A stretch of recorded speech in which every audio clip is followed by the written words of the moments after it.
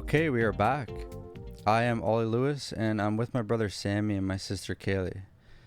For this podcast, I want to keep a similar theme to the last one, something that's kind of relevant to the current times with COVID-19 and the challenges associated with it. I want to talk about dealing with adversity and obstacles. To start off, I just want to say that I recognize that the obstacles people face in their lives can significantly vary in difficulty as well as frequency from person to person. And unfortunately, to a certain degree, this seems to be an unchangeable fact of life. My intentions with this podcast are not to come off as though I'm undermining the difficulties that people may be facing or have faced at some point in their lives.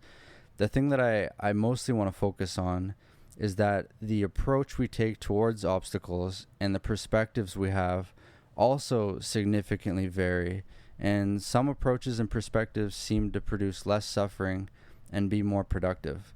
Like a lot of the things I want to talk about on this podcast, I'm very curious about this, and I'm trying to get better at it myself. Many of the ideas I want to talk about today come from the book The Obstacle is the Way by Ryan Holiday, and the book's kind of structured in three different sections, so I figure that's a good way to break it down. The first one is kind of managing your perceptions toward the obstacle. So every obstacle that you're going to encounter, you can always look at it in many different ways, and your perception is going to kind of dictate your action toward that obstacle, right? And I don't know about you guys, but one thing that I found very interesting is that sometimes when obstacles arise in my life, I recognize that there'd be days where I would look at that same obstacle very optimistically, and then another day where I would look at the thing and I'd feel hopeless, and I'd feel like I'm never gonna get past that. Yes. But just even recognizing that, wow, I could think completely different things about this exact same obstacle. The obstacle hasn't changed, but my perception and my attitude toward it had. And I think that's powerful to recognize that, because then you can see, hey, maybe I don't need to actually feel hopeless. Maybe I could feel better about this. And then you work towards consistently trying to feel like that. That's interesting. So the obstacle is still unfortunate, but then you're just changing the way you look at it, and kind of try and get the positives from it. Yeah, exactly. Like a lot of the time they'll be embedded in whatever you see as an obstacle. There'll be some opportunities or some benefits there that you might not be looking at right away. Like for the COVID lockdowns, which is part of the reason why I wanted to talk about this topic. That is an obstacle that's in everybody's life right now, but there are certain ways to look at it that could lead to better things. Maybe things that there's like, you could even look at COVID with the optimistic view that because of this, maybe your life will be better off in the end. It doesn't necessarily have to be that this COVID lockdown has actually made your life worse. Right. You want to be open to the possibility that, hey, maybe this could end up making things better. Right. So is it kind of it's kind of about becoming like solution focused rather than dwelling on the problems.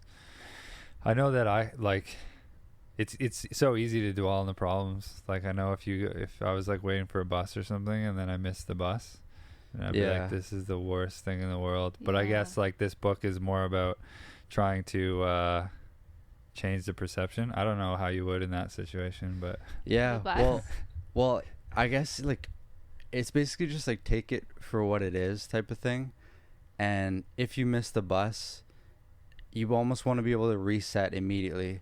Okay, well, what am I going to do now? Maybe I'll catch the next bus. And now that I have 15 minutes to spare between now and then, maybe in that 15 minutes, I'm going to think about whatever I need to think about, or I'll do whatever I need to do. Now I have 15 minutes of time. Like it's not going to help you at all to just keep going like that. This sucks. Like I missed the bus. This sucks. Oh, if only I got on that bus, I would be there. Yeah. So it's like just shifting your mindset to be like, that's done. That's over. What am I doing now? Yeah. It's a waste of energy to be either like you always want to just try to be in the present moment and think about what can you do now, who am I now, and not be thinking about, oh man, I wish I did that, or I wish I did this.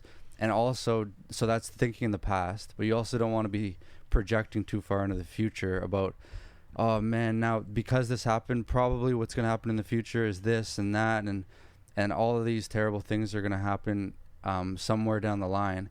But realistically, you don't know if that stuff is going to happen, and just focus on what you can control. It's as simple as, like, it's like the cliche saying or whatever, like, yeah, just focus on what you can control. Yeah. But it's so true, I feel like. Yeah. For perspective change and thinking about problems differently, all you once said to me, and I might not get it like exact quote, but you said something like, the problem doesn't get easier, you just get stronger. And yeah. That's something that I've continued to remind myself of, is that you can't change maybe the variables and what's going on, but you can always look inward, and there's a change that you can make internally. Right. And that's like one of the great things about an obstacle coming into your life, or some adversity coming into you, because a lot of the time what it does is it forces you to look deeper than you ever would have otherwise. It's kind of like, if everything in your life is going well and everything's going great, what is going to be indicating to you that, oh, maybe I got to look for more in myself. Maybe I got to change my perspective. Why would you do that when things are going fine? Mm-hmm. And so that's why adversity is often something that ends up making people stronger and encourages growth in them, because it is essentially asking them, hey, we need more from you. Like, you need to find some sort of solution. You need to dig a little bit deeper and find something else within yourself to either like change your perspective and accept whatever the obstacle is, or to think creatively and find some sort of solution to that. Would you say, when, let's say, because that sounds wonderful, and I'm thinking in my own past of adversity I've faced, how in hindsight I'm able to have that kind of reflection. Mm-hmm. What would you say for someone who's maybe experiencing adversity like head on right now, and kind of doesn't have that nice hindsight reflection of, oh, that was growth for me and that was really good? Is it better then to, like you said, focus on the present, but also like the short term, like really kind of get into the detail of within each day, like what can I do for just this hour or this afternoon or this day? Yeah. I think a lot of the time people could get overwhelmed when you're looking at the mammoth of a task that you have in front of you. And you want to, like, I think it's best to try to break it down and chip away at it. Think about, again, it all really comes back to, what can I do right now? And that's the only thing you can do, is what you can do right now. Mm-hmm. You can't do what you're going to do in a week. Who knows what's going to happen in a week? So you do what you can now. You break it into smaller tasks, and you go forward with that. And Sammy, that bus example that you're saying, that reminded me of something I read in the book there, where it was Thomas Edison. He had this like big factory where he was producing, I don't know, I'm assuming lights or something, but he was producing something, and the whole thing went up in flames. Like, the whole entire building burnt. And he had like one of the most amazing reactions to it, like, ever. So what happened is, somebody went and told him, like, your entire factory's on fire, everything's gone, everything you've been working for is gone. And he turned to his kids and his wife, and he was like, come, let's go look at this fire. You're never going to be able to see a fire this big in your life. This is going to be amazing. Wow. And like, because I guess immediately at that instant he realized, factory's burnt. Like, realistically, you're not going to stop the fire, right? Like, it's just, well, the factory's gone. It's gone. Let's go at least look at the fire. It's going to be cool. Right. Right. But that's like that's so hard to do, but that's like, that is what is possible. You can be like, wow, my entire life's work went up in flames, but let's at least go watch the fire. Wow. Yeah, that's really crazy. Cool.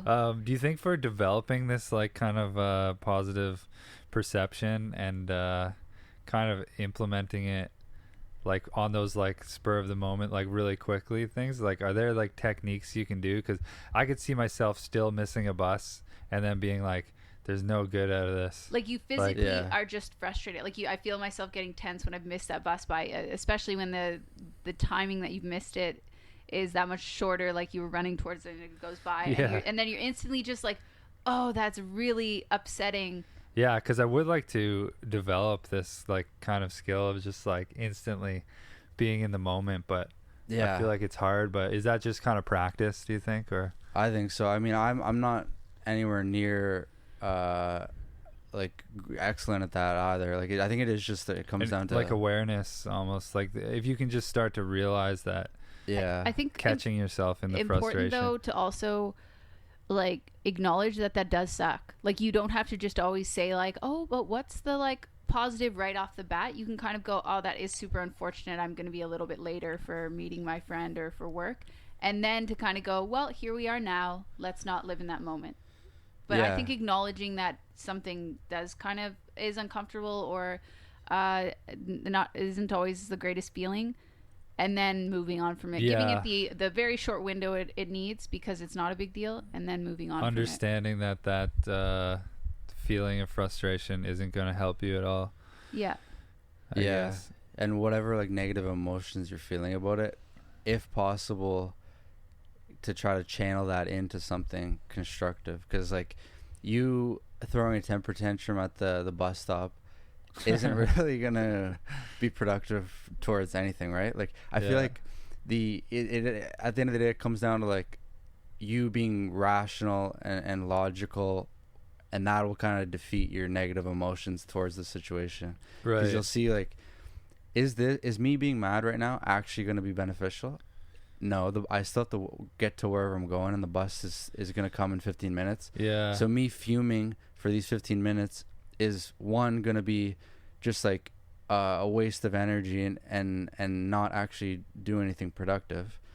And I guess that's And I guess like I'm just thinking about the COVID lockdown and how it's kind of affected everybody, and it's like I feel like at the beginning, like I was kind of just in like a waiting mentality. Yeah. I'm like, there's nothing we can do. Right. Like, let's do this. And then as it kind of goes along, then you start to be like, okay, like it's not really changing, so I have to figure out something to do. And I think like it would have been nice to like get that mentality right away. Right. Which I guess is the goal, right? When the obstacles come along, and then you're like, okay, what are we doing now? Yeah. The obstacle, just like the title of that book there, like the obstacle, you want it to become the way. So it's like, okay, coronavirus has come. Everyone's got to be like kind of locked in. We can't do what we normally might have had planned. But now this obstacle, obviously you didn't want it to be there.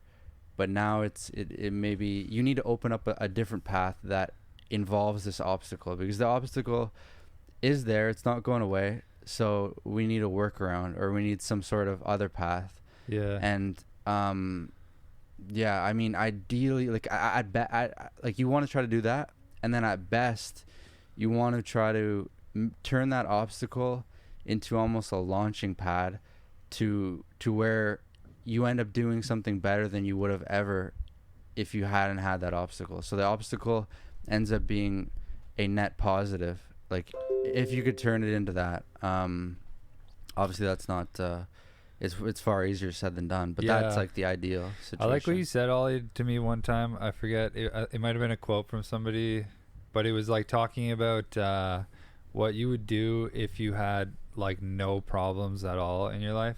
Yeah. Do you remember that? I see where that could go, but I don't remember exactly. It was kind of like, well, like almost like life is about problem solving, and that's kind of like what keeps you going. Yeah, okay, now I remember. I think that was a Sam Harris thing, right? Where somebody asked him, like, he was all worried about this one problem he was dealing with, and then somebody said to him, like, well, what if you had no problems? Like, then life wouldn't be interesting. It wouldn't be boring. Like, kind of the problems and the challenges in your life are what make it enjoyable or like interesting in a sense. So like you want the problems at the end of the day, because it would be worse to have absolutely zero. And I thought about that as I was like after, like, for the rest of the week, because I was kind of like, it's so easy to just like look at the problems during your week or whatever's going on, and you're like, this is too much. Like, I want this all to go away. But then it's kind of like, if it did go away, I feel like you would have a very unsatisfied life, like very quickly. You'd just be like, you almost need like the ups and downs. Like, that's kind of what keeps the whole thing going. I think when you are able to have a perspective shift about problems, and I'm talking more about like problems that aren't maybe like super, super big, but and think about them as just like a physical workout in like you're upping the weights that you're using like for weight training, but like this is within your life, and you're like, oh, this week is really intense. Like last week for me, I had a pretty a lot going on with work and just in my life. And I was looking at it when I was thinking about the week to come. I thought, wow, this is like not great, and I'm going to be stressed, and there's so much going on. And then I kind of had a moment of thinking about it, like the obstacle is the way. And I'm like, or I could look at this week where I'm having an opportunity to see how much more I can manage and how much stronger I can get at facing more stressful situations in a scenario that is quite controlled, because again, it wasn't some like major like adversity. It was just some regular work problems and all that. But I like that, having like trying to have that mentality where you almost look at whatever the challenge or obstacle that's in your path as like a test, almost like let me see how much I can handle, or let me see like if there is more to myself, like I'm stronger than I thought, kind of thing. Where it's like, all right, let's see if we can handle this. And I once heard a quote there. It was like, you can measure the size of the man by the size of the problem that holds him down. So it's like, can you say that one more time? I hope that's how it was. It doesn't really matter, I guess. But you can measure the size of the man by the size of the problem that holds him down. Ooh. You like that one? Good one. That's a good one. I like that one too. I mean, it's sometimes I'll think about that, or when I feel like a problem's about to hold me down and I'm about to give up, I'm like, hey, you know what? Like, maybe if I can overcome this, that just like it just proves more strength to myself, that I have more.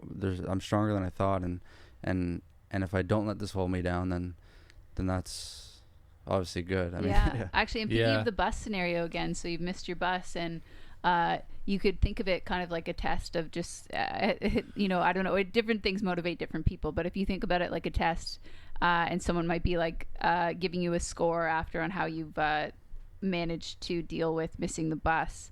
And at the end of the day, you'll probably get a higher score if you're able to go there and kind of be like, oh, yeah, okay, missed the bus. That's unfortunate. 15 more minutes, that's not too long. I'll listen to more of my podcast, or I'll call someone, or I'll do this or that. Right. And I feel like also something that kind of motivates me is asking myself the question of, will I be proud of myself if I do this or say this or behave this certain way? And often when I question myself, I'll go, I'll choose a different way than maybe my emotions were reacting, or how I was reacting with my emotions, because I'm like, oh, I wouldn't be proud of myself for saying that or doing that. Right. And then it kind of makes me question, like, ultimately, if I miss the bus, I would like to be productive or not dwell or be kind of in a negative headspace for whatever I'm going to. Yeah. And then I take that time to just kind of say, like, okay, well, what should I do to be the most proud of, like, being the best version of myself? Yeah. Like your actions might be impeded. There might be something that is blocking your path, but your intentions are always in your control. So like you could always just have your attitude and your intentions are always up to you, which is something. And I find like the problems that would have like stopped me, like there are problems I encounter like now that like I can get by, but they would have stopped me like in the past. Yeah, I think a lot of it comes down to just practice and experience with dealing with those things. Exactly. And because if you've dealt with some problems and you start to figure out what is the best pathway to getting over these problems, and you realize that, all right, probably accepting it as soon as possible and not kind of wishing it wasn't there, and not kind of, thinking too much about the future, accepting, okay, it is what it is, and then trying to think about what are the opportunities that this has now given me, or what are the positives? I feel like that's like a skill you can kind of develop, is trying to like dig for the positives. You know how they always say like like a lot of things turn out to be a blessing in disguise. Yeah. Right. I think the shame there is that a lot of time it takes so long for us to uncover that disguise and see the blessing. You know what I mean? Yeah. But I feel like that could be something you try to work on, is let's find this blessing as soon as possible, because sometimes it takes a long time. True. But you just like think about it. That's all it really is like, how could this possibly be a positive thing? And you just think about it for Do either whatever, of you, however long. whether it's daily or weekly, do some self-reflection, like not meditation, but actually just reflecting on, like you're saying, Ollie, where you just think about something? Do you guys do that as a practice regularly? I think just naturally, like just like thinking, like I don't set aside time or anything to do that. Okay. I do it a little bit in like the form of a journal. Oh yeah, okay, cool. And I'll just be like, if I did get frustrated earlier in the day or something, as I'm making the journal, I'll be like, this frustrated me. And then I'll kind of go, but why? Cool. And okay. like, if it's something I didn't like, I'll kind of just think about what I would do next time. Nice. Yeah. And so you mentioned kind of like how you could you were better now than you were before at dealing with those things. And I feel like there's like a key thing in there where you almost want to prepare for, you almost want to prepare for these obstacles that will inevitably come. Mm-hmm. Like the adversity and the obstacles are going to come, whether you've already dealt with some, there will be more. Yep. And I think you can kind of somewhat prepare, and it's a good idea to prepare before they come. So just kind of like, I always like the physical exercise as kind of a sort of mental training, where it just forces you to endure and like put up with discomfort, even when you might be tired, or even when you're not really feeling like it. Mm-hmm. Because I see a lot of similarities to when some actual problem comes and you don't like it, and you're like, oh, I'm tired of dealing with this, but you still do it anyway. Like you still would work out anyway. Yeah. Or you still like, you're at like kilometer 8 of your run and you plan to do 10, and you got to grind out those last 2 kilometers, and it's more of a mental battle than it is a physical. Absolutely. Yeah, and I find it directly like translates to kind of like less physical problems. Mm-hmm. Like as I'm getting better at running and kind of just like telling myself that I'm not going to stop, it's kind of just training the mind. And then when you do get in these like frustrating situations or something, it's kind of like that training kind of still kicks in. Absolutely. Yeah. I think it's almost necessary, because the thing with adversity is you can't prepare specifically for anything, and like you say, Ollie, it will come regardless of who you are and how maybe satisfied you are in your life right now. You will face more obstacles. But I think about it like, if there's a city that's on like the coast or something, and they tend to get like tsunamis, or they have like more stormy weather, they have preparation in place for that, where they have the sandbags ready, and they're preparing for it, but they don't know exactly what the damage will be or what will happen. And the same thing can be said in your life. There are ways that you can be prepared, such as physical activity or meditation, or having a good support group, that when you need to lean on someone, or you need to have more readiness, you can. And it doesn't have to be this kind of like, I mean, that being said, adversity can still feel like a big wave crashing over you where you've lost yourself. It's not like you can prepare it totally. Because I feel like it's also got to be like right on the edge of like just outside your comfort zone, kind of. Yeah. If it's too much, then it's not. It's gonna like It'll crush you. Yeah. It reminds me of like the kind of video game theory, where like if a game is too easy, nobody plays it. If it's too hard, nobody plays it. Right. Mm-hmm. It's kind of just got to be like the right level of difficulty. Yeah. That just keeps you going. And that's I feel like the good thing about voluntarily trying to do some like adverse things, like going for like workout or whatever, because when you're doing that, it's in a more of a controlled setting, and you can put yourself in that right challenging level. But when something random happens in your life, that's a little bit less out of your control, and maybe it could be too much, and maybe it does crush you, or it could be too much, or it could also just be too much at the wrong time. Like maybe like a year earlier you would have been able to handle it, but now everything's piling up, and this thing kind of crushes you. Yeah, for sure. We talked about the bus stop, and that's a pretty trivial one, although it's something that I think is relatable for everyday life, because there's always little things that are kind of annoying or just uncomfortable. But is there a bigger example that we can use and kind of like go through how Yeah, whether it be something one of us have experienced or not? Yeah, I mean, we could do COVID, because that could be relatable to a lot of people out there. Yeah. Mm-hmm.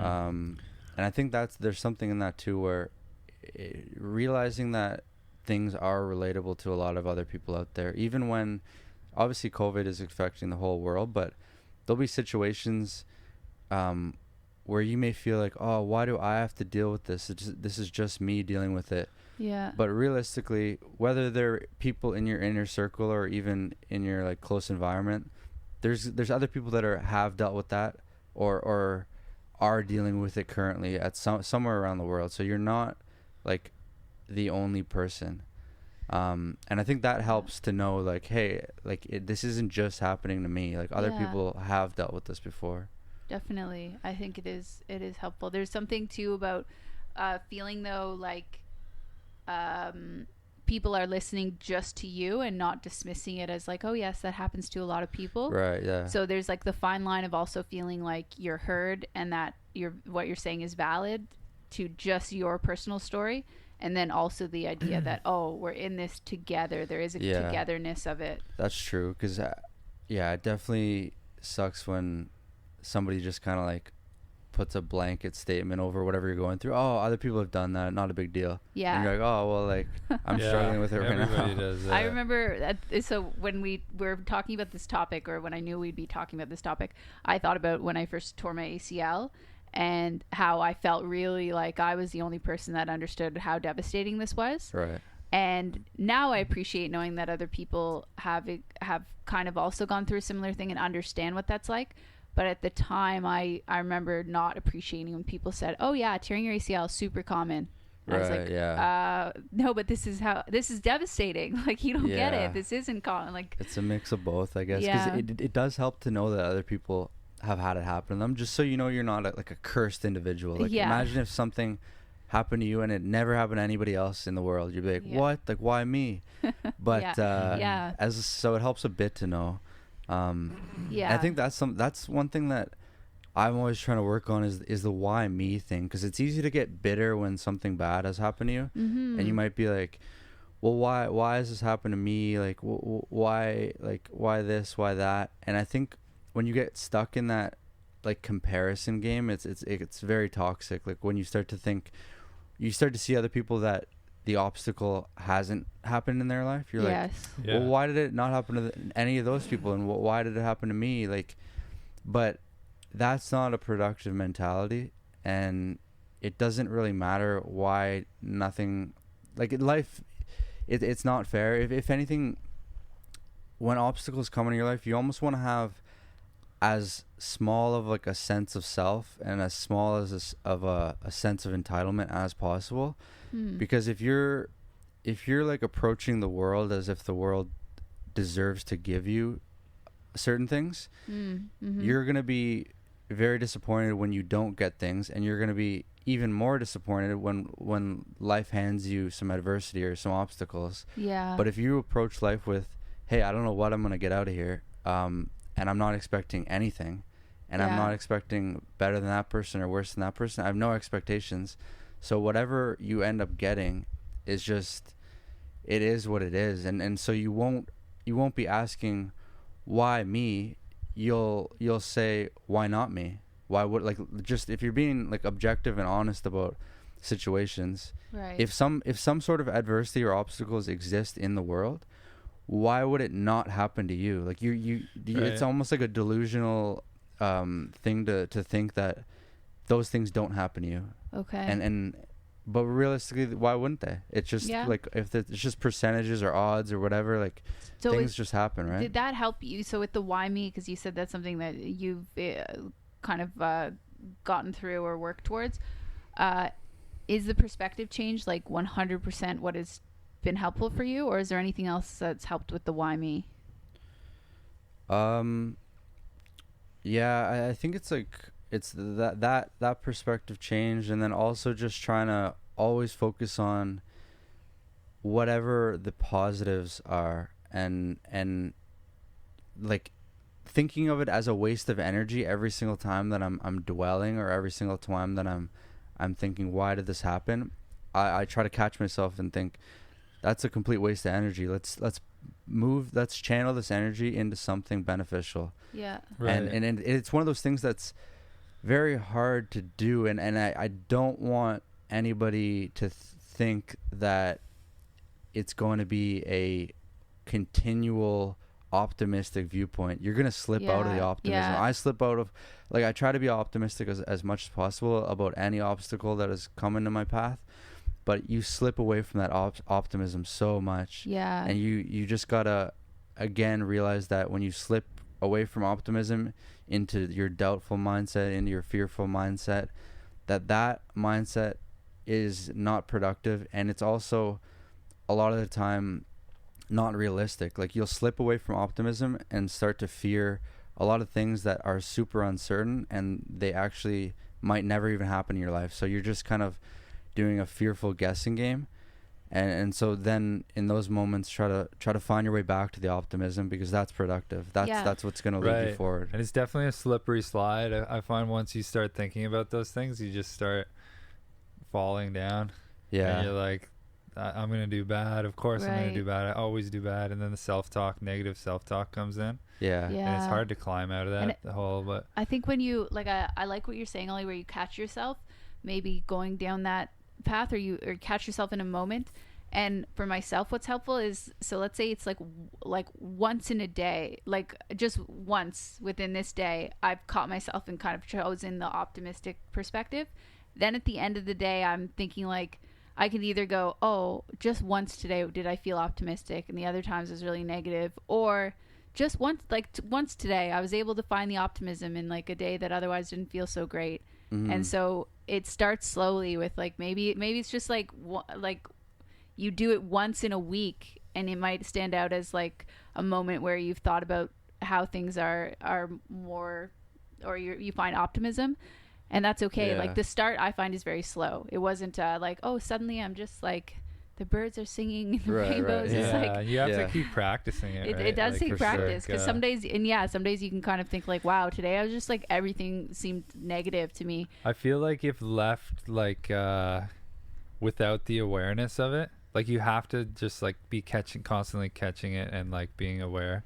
Like, if you kind of just give up on that part of it, you'll just like naturally slip into like the obstacle sucks, this sucks kind of way, before you know it, you have to like put in the effort to be switching it to the positive. Those like paths in your brain where you've kind of already carved out the, like, this is awful, this is awful, this is awful, those die hard, and you do have to like rewire to have like new, more positive ways of thinking. But just know that it's not easy, but it will have great benefits if you're able to have those. Yeah, your perception will steer you in whatever direction, and like reality is neutral, right? Like, nothing like from the laws of physics or whatever kind of determines whether a situation is good or bad. It's you who determines whether a situation is good or bad. Like, the reality basically just reflects back to you whatever you're like, you look out and see what you want to see, and then that comes back to you internally.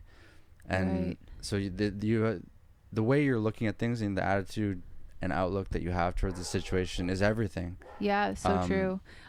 A study was done. I'm not going to give all the details because I don't remember them, but a study was done where teachers were told about a negative situation. Half of them were told about a negative situation. Half of them were told about a positive situation. And then shortly after, they were grading students' papers. And the teachers that were told about the negative situations, overall, the students got a whole grade point lower than the teachers that were told about the positive situation and then graded the papers. Right. And to me, that's pretty interesting in the idea that, like, yeah, if you're constantly thinking in a negative headspace, what you put out in the world will have a more negative vibe to it. It's true. Yeah. Yeah, and you're going to end up going down a completely different path. Like if you continually have those negative mindsets, like not just for a moment when you're grading a student's paper, but imagine for like a month or 2 months you had like a certain mindset that was negative, and then you also have the polar opposite, which is like a very optimistic, action oriented, like only focusing on what you can control mindset. And you compared those 2 months, the trajectory for where you would go would be completely different. Right. And you could look at that on any time scale for people's entire life. If you're just always like thinking about woe was me, why did this have to happen, and there's nothing I can do about it, your trajectory will be completely different than if you were able to flip that. But again, it's not easy to flip that. And if nobody, I don't know, there's a lot of things that, like, if somebody has a bad mindset, a lot of times it's not even their fault. Like, I mean, sometimes you need to be introduced by somebody, or like, and that's one thing too, is like you want to try to talk to other people that are objective and optimistic, because a lot of the time when you're dealing with the obstacle, you're gonna end up becoming kind of in your own head and being emotional and be making decisions that might not actually be objective, and you could be thinking down the wrong thing, but then you just talk to somebody and they're like, hey, no, like this is what you should do. Like, have you ever had that where you're dealing with someone and because you're very connected to it, you're far more emotional, and they are standing from the outside so they can be objective, and they're like, hey, no, like you should probably just go do that. And that, I think, is really beneficial to realize that you wanna, when you're in those emotional situations, it's probably a good idea to talk to somebody who's not connected to it, and they can give you some objective. Yes. Totally. A really simple example of that I find is like when you just like judging your own appearance or something. You get a new haircut and you're like, man, this looks so bad. Like you're like constantly like looking in mirrors and you're like, this sucks. And then you like, somebody will come along and be like, yo, I didn't even notice that. Like, you look completely fine. Yeah, true. Yeah. If that relates at all. Yeah, no, it does. You could easily get caught in your own head about whatever it is. Because I think like when it's your problem, it's like seems so much bigger. Yeah. Like I forget where I heard this example from, but there was like somebody in like a department store change room, and they're like the person, the employee is like helping them out, and the person, like they're separated because the person's in the change room and the other person's handing them clothing, and the person's like, man, I can't decide if I should go with like this brown shirt or like this burgundy shirt, or like, it's like, and was just really stressing out about it. And then the employee was like, do you remember what color my shirt is? And they were like, no, like I didn't even pay attention to your shirt. And then it's kind of just like, your problems just seem so much bigger, but in reality and from the outside perspective, it's kind of just like, maybe it's not that big of a deal. Yeah. And I feel like the breakup example is a really common one, where your friends or your outsider people can give you some clear advice when you're fully caught in the emotions of like whatever you want to have happened, and you're just thinking about the end what of you the want. world. Yeah. You're like, this is the worst. Or thing someone that will could step ever in and be happen. like, hey, listen, like you're gonna be fine. Like this is probably for the best. Like you two. You know there's the flaws, but you're just so caught up in the emotions that you don't recognize a lot of the truth.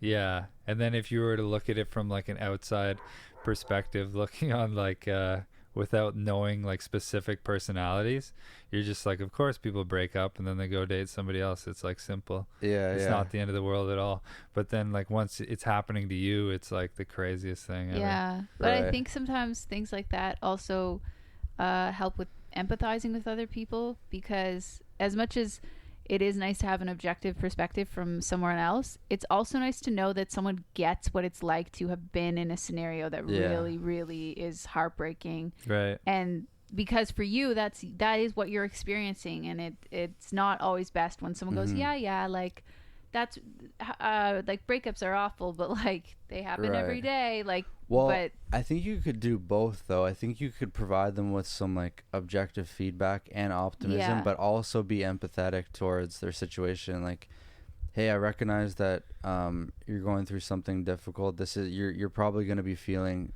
a little bit down or a little bit emotional about this for a while now. Like, this isn't going to be something you maybe get over quickly, but you at least try to plant some objective advice into their mind. Like, yes, hey, you and I both know that you're going to be able to get over this. And maybe in a year or so, you look back and you're grateful for this. There's obviously reasons why this had happened. And we're going to get through this, but you totally still understand this isn't an easy thing. It's not like a snap of the fingers and you're feeling totally fine. But yeah, I think you could do both. Yeah, I agree, and I think it's important to kind of have both and have like an acknowledgement and validation and empathy, and then also kind of like, okay, I'm here for you in the next steps. Yeah, and the interesting thing is, like, if you try to think about any of the people that you admire or respect the most in your life, or even if you think about all like a lot of the movies or whatever that you really like, there's always the character or the person has gone through some trials and like adversity, and they overcome them. They experience some like some great character development, a lot of growth. And yeah, I mean, like, whenever I think about the people that I admire and respect the most, it's because they've been through some challenges, they've overcome them, but it's the fact that they've been through those things that is a lot of why I admire and respect them. And I feel like that's a useful thing to realize when you're going through your own things, to try to like kind of channel that and be like, hey, think about the people that I admire. It's because they were able to overcome this stuff. So then I feel like it might encourage you to really like dig deep and try to overcome your thing, because you have them as like kind of a shining example, or that's true, or whatever. That's nice. Yeah, I like that. Yeah, and that's kind of going back to like the what would life be without the problems? Like, that's kind of like what keeps, like, it almost what gives like purpose. And like definitely if you're talking about like movies, it's like that's why a movie is entertaining, because it's something very difficult that this character has to overcome, and you get invested in that. Yeah, I don't think people like stories, whether it's a real life story or a story in a movie, if there isn't the adversity. Exactly. It's kind of like, like, you think that's why people don't like hearing about stories about dreams, because they didn't really happen and they're not real. Yeah. When someone's like, let me tell you about this crazy dream I had last night, everyone's usually like, no. Yeah, I think that could be, there's a lot of reasons why you don't like hearing that. I like telling about it. They are fun to tell. I agree. I like, yeah. I'll wake up and I'll start telling you the story of my dream, and Mel will just be like, no. Yeah. Yeah. Yeah, I don't know why. I have a similar reaction too. It's just like, no, don't tell me this. But it's just like, I don't know why. I guess you can't relate, and but you see how much enjoyment is on the face of the person who is telling their dream. Like, wait till you hear this, and then this happened. It's like, okay, like literally all that happened in your own head. I think that's why it's like there's never a resolve at the end of it. It's like, and then we were flying, and we went to the jungle, and then. That's pretty much it. Yeah. That is, that's probably why, because a lot of the stories aren't actually that interesting, but I think people just get fascinated by that. In their own head, they could have been flying on a dragon, like literally like an hour ago when they're sleeping. They're like, I was flying on a dragon, and like it's just like, yeah, well, it's cool if you have experienced that, and you're just like, where did this come from? It's almost like if you took some drugs or whatever, and you were telling people about the story or like how you felt, you're like, I was like super high and I was feeling this and like I was like flying here. I felt like I was seeing this and all that stuff. Yeah. It would be crazy. I mean, that's kind of what a dream is. You basically like, yeah, but it's hard to explain those like emotions that it made you feel in a story, which I think is the special part.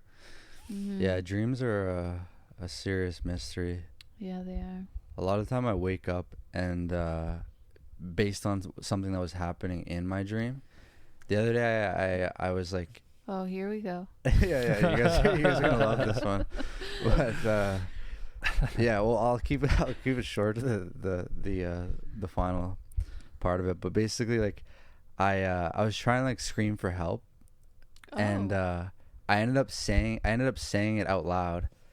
I was like, help! But at the same time, I woke up and I heard myself yell it, and I was like, whoa! I'm just like I was, but yeah. It's a bit of a sidetrack, but that's interesting. It's No, interesting. I've definitely done that too, and I've had dreams where like I'm angry or frustrated or something, and I'll wake up, and like the dream was obviously fake, but the emotion is just it's real, and it's still there. Rattled. Like I'll wake up rattled or angry or something, and I I'll just hate be that like, so much. and it almost like same. colors your day. I hate when I woke up and I was like, I'm supposed to have gotten a nice sleep and be all well rested. Yeah. And I'm already riled up just because I was like fighting people in my dream or something. like, Yeah. yeah. Yeah, for sure. But I wanted to bring up the fact that like for any of the adversity or obstacles, I feel like a lot of time it's better to confront it before the thing actually arises, because I think a lot of the time there's certain things that eventually will, like, adversity might come and expose you and make you have a far more challenging situation when it comes and gets you before you address it. You know what I mean? Like, it's almost like a procrastination thing. Like, you could see this with like your homework for school. A lot of the time people they leave it up until the last minute, and as the longer you wait, the more the stress and adversity is kind of rising, and people tend to wait until they absolutely have to do it. Or you could have like a relationship example where you see the problems in the relationship, but you're like, I'm not gonna have the difficult conversations now. I'm gonna like let it wait out. And the problems and the adversity and all the stuff slowly grows and grows until you absolutely can't handle it anymore. And another example, I like this example is the example with like people's health. A lot of the time people won't take care of their health until the problem grows and grows and grows, and boom, you have some heart issue or you have some sort of some serious health problem. And then finally now you're going to address it, because people are very incentive based. If there's no reason for them to be exercising and eating healthy, at least no like immediate reason, they probably won't do it. But now that they have some an actual condition that is gonna kind of require them to eat healthy and do that and exercise, then they will. And for the relationship one, now that the chaos has like broken out and the relationship's in shambles, now they're gonna have to start like maybe getting their stuff together and having the conversations they weren't willing to have before, and doing the difficult things that they didn't want to do before, because it's finally exploded. Right. Yeah. How do you build incentive when you don't have something to incentivize you? Yeah, it's difficult. People are so incentive based. If there's no incentive to do the thing, they don't do it. But I think the difference, and like almost like the relief you feel like after addressing the problem and before addressing the problem, like the homework example really resonates with me, and the procrastination, because I'm in school right now. And like there's definitely like I have to do this homework before the end of the day. And like I'll be procrastinating in the morning, and then like I'll end up doing it at night and whatever. But like technically that time that I was procrastinating is like free time where I was like watching YouTube videos and stuff. But the way that it feels is like it doesn't feel like it's free time. It's like there's constant like a little bit of dread, like you're not enjoying the free time. Right. Whereas if I just did the homework, I would have had that same amount of time, but it would have been so much more enjoyable. Yeah. Because it would have been like stress free in my mind. Yeah, you would have been absolutely free. And I think that's like kind of relatable to like the health issues you're talking about, where like not doing anything about your health is like, it's like in a way like enjoyable because you don't have to do the work, but if you just did it right off the bat, you could enjoy that time so much more. Yeah, if that makes sense. 100%. I think it's almost like the incentive, Kelly, for people to do it in the future. I think that you almost need to get caught a couple times. At least for me, I'm a very bad learner from other people's mistakes, so I almost need to make the mistakes myself. And I need to like not do these things and like have everything explode, or like have the like suffering build up until I absolutely can't handle it. Yeah. And then reflect on the situation and be like, oh, I should have just done it earlier. And then for me, honestly, it takes probably a few of those situations where I'm like, it happens a bunch of times. I'm like, I really got to stop doing this. And then finally you have the incentive to and the perspective to see that I should do it in advance. And do it voluntarily before it's forced upon me. Yeah, that's interesting, Ollie. I think I'm going to say majority of people learn that way. When something happens to you, you will remember the consequences a lot more. But it makes me think of like adversity. You can't like grow to the same capacity by just watching someone else's adversity. Yeah. Like if something really terrible happens to like a friend of yours and you're like, whoa, like, and you're kind of empathizing with them and you're understanding that that's really, really hard. Right. Unfortunately, you won't have the same growth as that person if they're able to kind of get through that and have all the coping mechanisms and supports that they need to get through that terrible thing. Yeah. And it's kind of interesting because no matter what, until the adversity happens to you, you can't kind of like fake the growth. Right. Yeah. It'd be like watching someone run a marathon and expecting to have the same like mental perseverance or endurance that they have. Yeah. You're just like, I saw you do it. I could see on your face it was tough. Like, I could feel what you're feeling. It's like, no, not really. Yeah. And it's interesting to like kind of what you're saying, where like you have to make the mistakes yourself, and if you kind of zoom out and take the perspective of going from baby to successful person, and bring it back to that. And if you're just like looking at that from like a zoomed out perspective, it's like the more mistakes one person makes, the better off they're gonna be. Yeah. In like a certain, assuming that you're gonna learn from them. Depending on how they address the mistake, you got to learn from them. But a lot of mistakes, I find you like inevitably can't help but learn from them. Right. Like it's like, that was bad thing, I'm not doing that again, or I'm gonna do something different this time. So it's like, it's almost like you have a lot of mistakes under your belt, like you're gonna be better off. Yeah. And when you're feeling like a failure, try to recognize that you're not a failure until you quit or you give up. Like, just a failed situation doesn't mean you're a failure, basically. Yeah. If you made a mistake or you failed at some certain thing, you are not a failure. You just have a situation that now you can learn from. And if you look at any of the people that have made the most growth in their life, or where in your life you've developed the most, it's from those situations. Like, if you think about how cliche it is, but also how many genuinely successful people are always telling you, make mistakes, fail, do, like they're always saying that, and it feels like, okay, like, come on, like, I don't want to fail, like, why are you telling me to fail? Yeah. But there's a reason that they're all saying it, right? Like, it actually, in the end, probably, if you're somebody who has dealt with adversity, it'll be better off for you. Or it's almost like it won't necessarily be better off for you, depending on like how you're dealing with the adversity, and depending on how severe the adversity is. Like, to be fair, some people may just get handed some horrible circumstances, and in those situations, it's more like the man's search for meaning message, where you just you want to just practice your ability to endure and try to find meaning within whatever unfortunate circumstance has happened to you.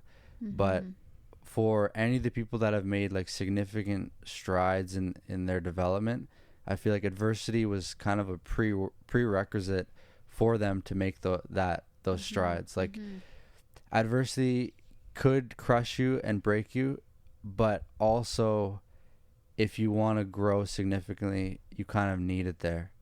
And it's a very weird thing, because you never wish for obstacles to come in your way. No. But when you think about it, like that movie example you're saying, Sammy, or the fact that if you had no obstacles, life wouldn't be interesting.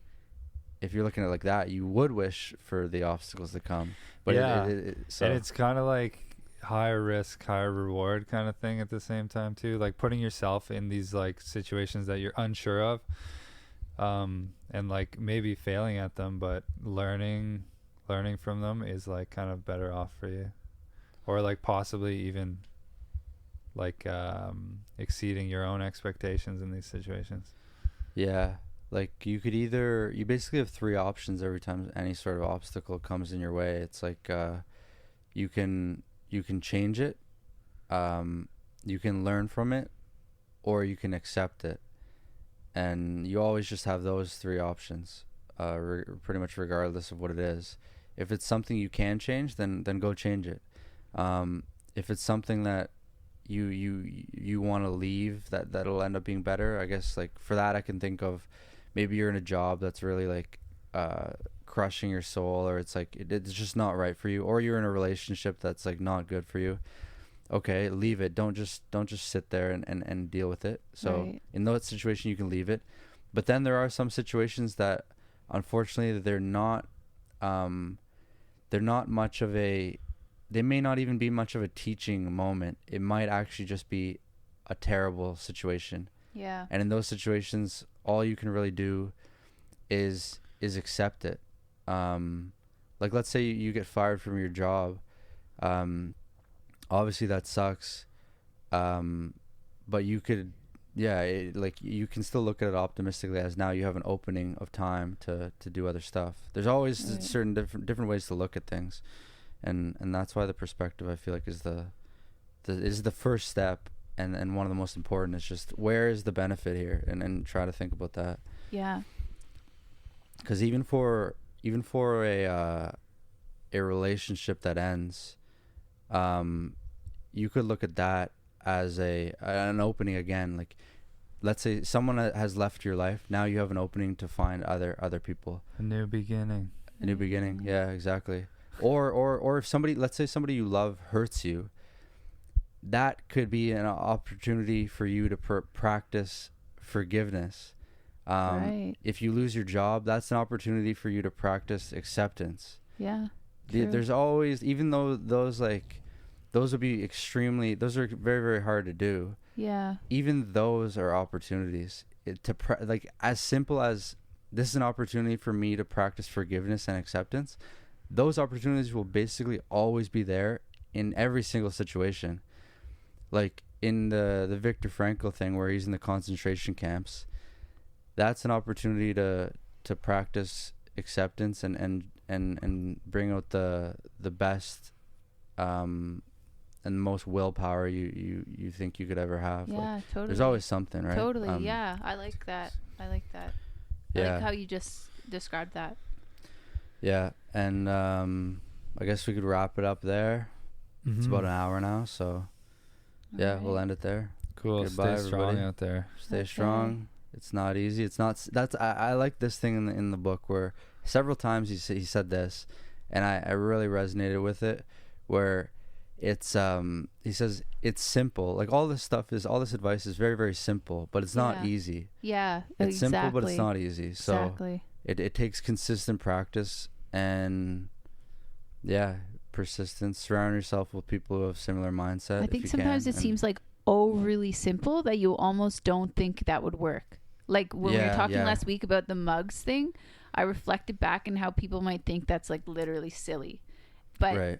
these super simple things that actually within a day maybe don't cause you a lot of like extra time or energy. Yeah, I always think about that for like gratitude lists, and like that's basically what you're doing with the mugs too. Yeah. It's like, of course I know I live in this like nice house and comfortable and have these meals and stuff, Right, but like I bought these mugs, I know they're nice, I like them because I bought them. Like but if you're not actually practicing and reflecting on it, it like doesn't really work. It's like you think it's obvious, but it doesn't really come to mind unless you have the awareness and put the practice in. Yeah, it really is. It is simple, but it all adds up, and it's not easy. And you got to be open-minded to the idea that there is a different perspective that you could have on a certain situation. Because I feel like you could get stuck and be feeling bitter and feel like the way I'm feeling is the right way. This is the way that this is the only way that you can feel about this. But realistically, there's so many different ways that you could feel about a certain situation. Right. So be open-minded to the fact Thomas that Edison. Yeah, take your Thomas family Edison. to the fire. I actually love that example so much. Yeah, same. Imagine that if your house is burning and you realize immediately like, hey, the house is gone. Like the firefighters won't be here for like 20 minutes. The whole house is gonna be burnt. Yeah. Let's look at it. It's pretty cool. Like that's like next level though. I feel like ability to have a real 180 perspective shift, because naturally your home or everything you worked for burning, it would of course have upsetting feelings. Like you would be upset. You know, that's like pretty next level. But and just so that doesn't end on like a bad story. There was more to that story basically. Like his factory didn't just burn down, or the whole thing burnt down, but he ended up rebuilding it and ended up making like, I don't know, millions and millions of dollars and had another successful factory.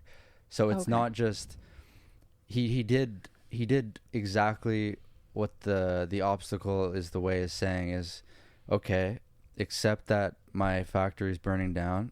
Let's at least try to find any benefit we possibly can from this, and the benefit is, wow, this is a beautiful thing to watch. Right. And then also turning that into like a springboard to any, like he probably did have some frustration and anger and would have turned that into a launching pad or like a spring to channel that energy and put it into something productive, to rebuild a brand new factory that's going to be better than the first one.